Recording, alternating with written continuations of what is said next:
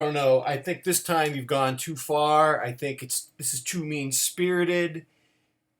It's too misanthropic. It's utterly loathsome. Why don't you just do something safe, do something benevolent for the watch community? Show them your brand new Seiko SRP 655. Talk about wrist presence. Talk about things that are safe. Well, I don't want to. I want to talk about the truth. I want to talk about the truth. I want to be unflinching in it. And I want to tell the watch community that there are 5 questions for which there may be no answers to.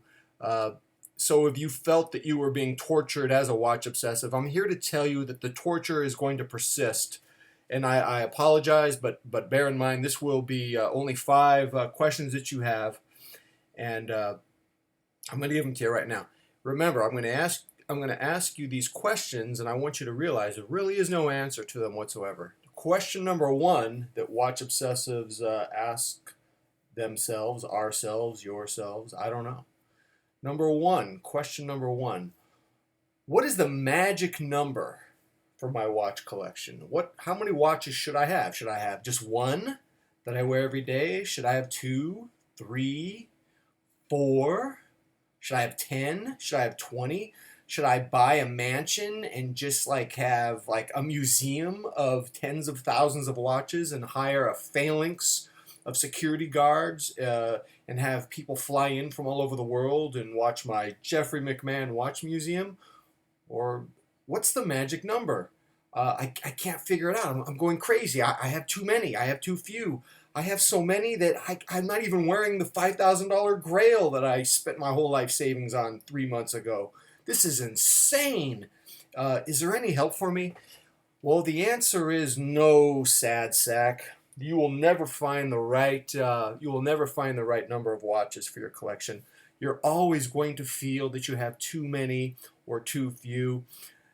You're going to think there's a sweet spot, but unfortunately, you're in love with the idea of the sweet spot, but there is no reality of a sweet spot. It's a chimera. It's something that keeps you going. I hope that gives you some clarity on your mental condition. Goldilocks was always looking for the right temperature for her oatmeal. Never found it. I think there was a wolf involved. Bad ending, man. As I recall. Really bad ending. Let's look at question number 2. Here it is.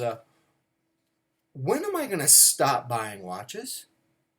I just bought a holy grail. Contentment, right? Bliss, right? No more fighting with my wife because I'm always looking for new watches, right?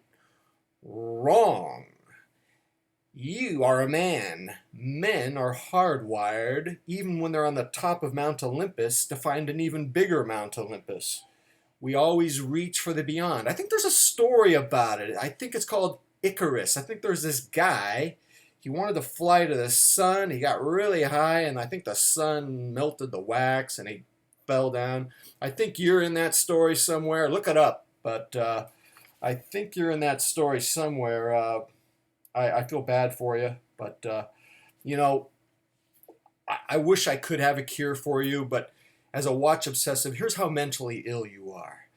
If we were to gather all of the best shrinks, all the best psychologists, all the best psychiatrists from all over the world, and get them together to work on your case, not only would they fail to make you better, but you would succeed at making all of them worse.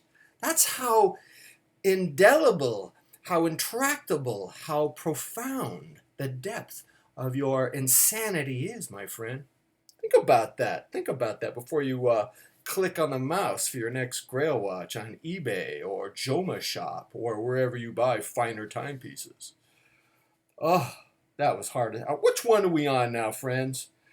Question number 3. This is mean, I know it is, but I wanted to speak the truth today. I could have just talked about my SRP 655, wrist presence and movements, and it could have been a nice, pleasant little chat. It would have been like one of those morning talk shows. We're drinking our cappuccino and eating quiche, but I'm not going there today, friends. I'm speaking the truth.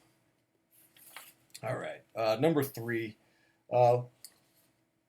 Which watch should I wear today? You open up your watch box. So many choices. I got bad news for you, my friend. No matter which watch you put on your wrist today, you're going to be overcome by regret and remorse. Not because the watch that you're wearing on your wrist is inadequate, quite the contrary. It's delicious.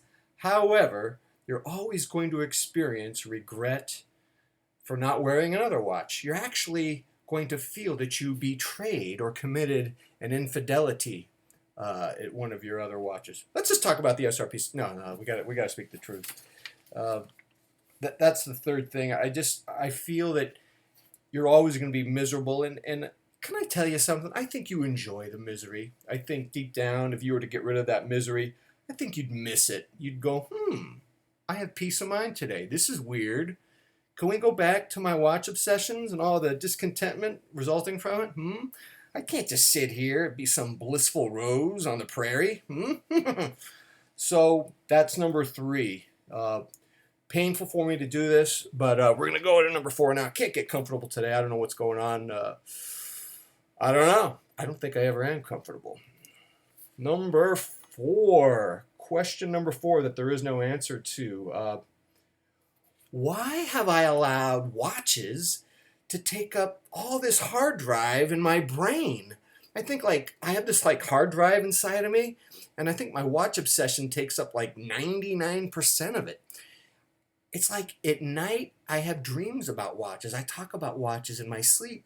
The other night, my wife thought I was cheating on her. She said, "You were screaming, 'Pam, oh my, Pam, oh my.'" No, I wasn't. I was saying Panerai. My wife doesn't believe me. She thinks there's this woman named Pam. This has got to stop, I tell you. So, remember what I told you earlier about all those shrinks, all this I got? They can't help you with this.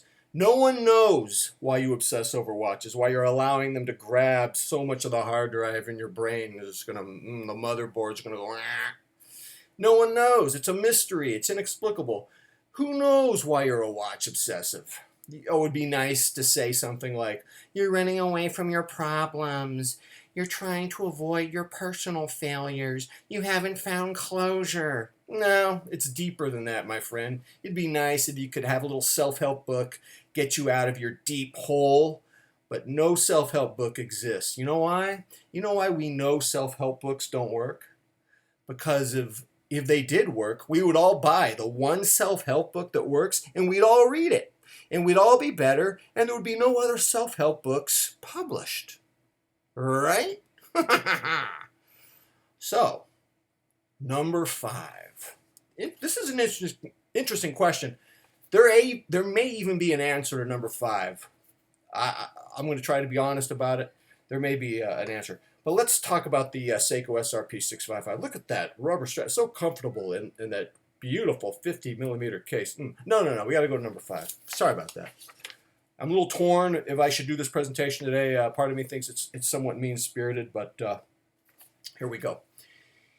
What would happen to you if the entire international watch community were cured of their watch obsession, and you, still having your watch obsession, were all alone on Lonely Island with your boxes of watches? You had no internet. You had no YouTube channel for which to post your watches and to talk about them and have people gawk at them and to comment on them and to massage your ego with their praise.